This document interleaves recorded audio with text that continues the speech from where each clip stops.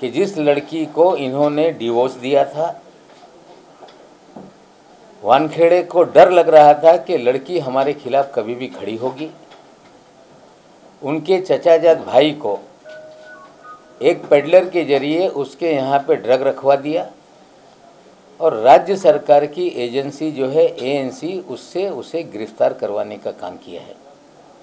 लड़की के घर वालों को डराने की कोशिश की गई कि हमारे खिलाफ बयान दोगे तो पूरे खानदान को ड्रग पेडलर बना के जेल में डाल देंगे, लेकिन धीरे धीरे सारा फर्जीवाड़ा इनका सामने आ रहा है।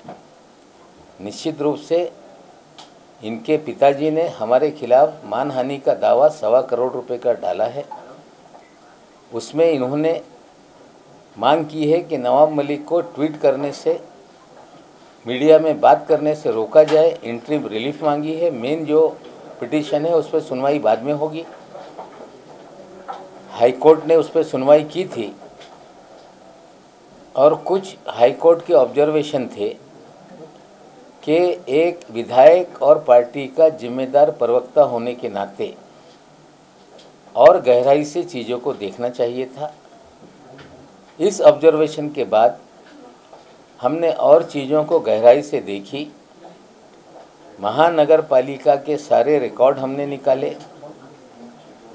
जो इंटरपोलेशन का शब्द आ रहा था उसके भी सारे सबूत हमने जुटाए और हमने इनके स्कूल के दाखिले से लेकर लिविंग सर्टिफिकेट तक सारे कागजात हमने उपलब्ध कराए। हाई कोर्ट के माननीय जज साहब के सामने कागज़ को रखा गया। हाई कोर्ट के ऑर्डर से ये कहा गया कि जो पिटिशनर है उसे भी आप सर्व कर दो।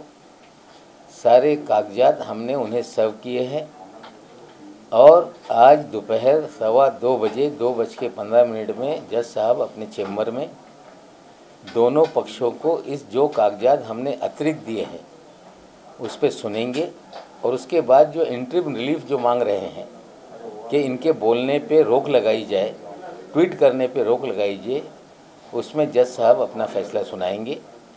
जो मेन पिटीशन है 1,25,00,000 रुपए का, उस पर सुनवाई बाद में होगी, लेकिन सारे तथ्य हमें जो उपलब्ध हुए थे हमने कोर्ट के सामने रखा है।